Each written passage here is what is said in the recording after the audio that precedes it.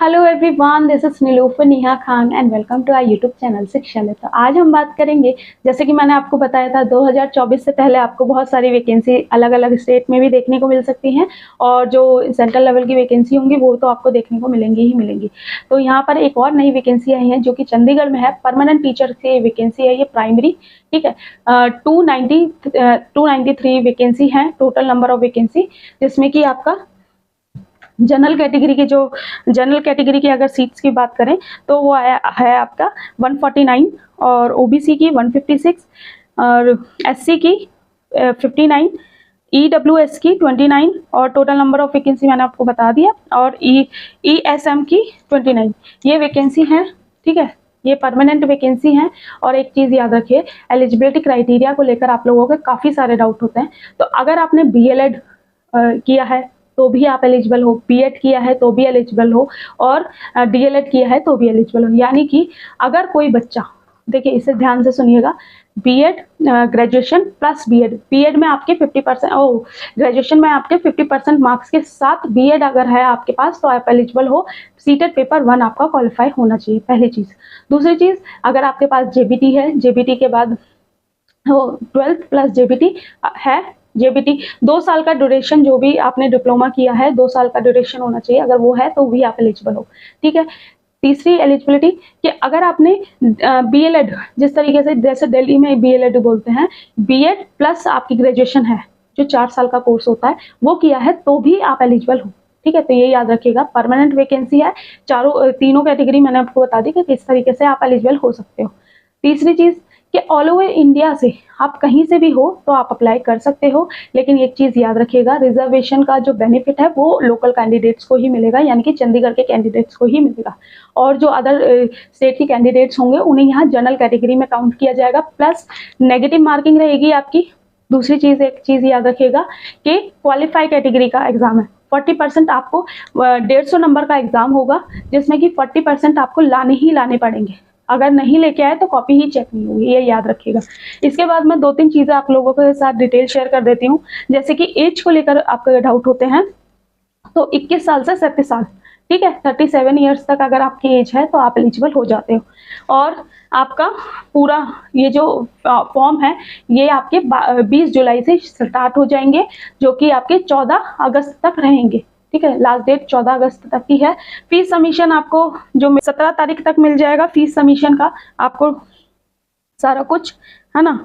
पे स्केल की बात करें तो अच्छा खासा यहाँ पर आपको पेमेंट मिलती है, जिसमें कि आपको बाकी सारी चीज़ें, ये याद रखिएगा, सारी चीज़ें मैंने आपको बता दी। देखिए एक चीज़ ये और याद रखिएगा कि जो सिलेक्शन प्रोसेस है, ठीक है, एग्ज़ाम होगा आपका, एग्ज़ाम इंटरव्यू नहीं है, ठीक है, इंटरव्यू नहीं है, लेकिन एग्ज़ाम आपका टफ है। क्यों? क्योंकि यहाँ पर जो सिलेबस इन्होंने दे रखा है डिटेल में, जो जनरल पार्ट है उसका बता देती हूँ, और जो आपका सब्जेक्ट का पूछा जाएगा वो भी बता देती हूँ। जैसे कि जनरल अवेयरनेस आएगा 15 मार्क्स की, रीजनिंग एबिलिटी आएगा 15 मार्क्स की, अर्थमेटिकल एबिलिटी आएगा आपका 15 मार्क्स की, teaching aptitude 15, information and communication technology आपका 15 मार्क्स का, test of English language comprehension ये आपका 10 मार्क्स का, और पंजाबी लैंग्वेज इन कॉम्प्रिहेंशन, देखिए पंजाबी का भी है तो वो भी 10 मार्क्स की, और यहाँ पर हिंदी लैंग्वेज का वो भी 10 मार्क्स के क्वेश्चन आएंगे, और मैथ्स के 15 क्वेश्चन आएंगे, जनरल साइंस के 15 क्वेश्चन आएंगे, और जनरल सोशल साइंस के 15 क्वेश्चन आएंगे।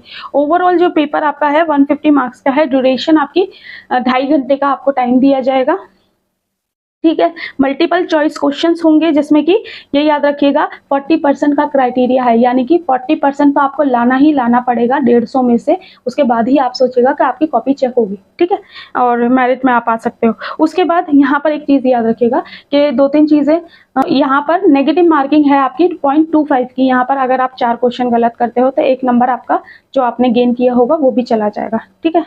तो उसके बाद सिलेक्शन प्रोसेस की अगर बात करें तो कई बार ऐसा होता है ना कि सेम, इन्होंने पूरी चीज़ें डिटेल में दे रखी हैं। कई बार ऐसा होता है कि एक ही सीट के लिए 2 सेम कैंडिडेट सेलेक्ट हो जाते हैं और सेम मार्क्स होते हैं, तो उनमें से प्रेफरेंस जिनका डीएलएड या बीएड, जिनमें ज़्यादा मार्क्स होंगे उन्हें दी जाएगी, ये याद रखिएगा। तो यहाँ पर बाकी जो ऑफिशियल वेबसाइट है, ऑफिशियल वेबसाइट से आप फॉर्म फिलअप कीजिएगा, और फीस आपकी 1000 रुपीज़ है, और जो एससी कैंडिडेट के लिए 500, ठीक है।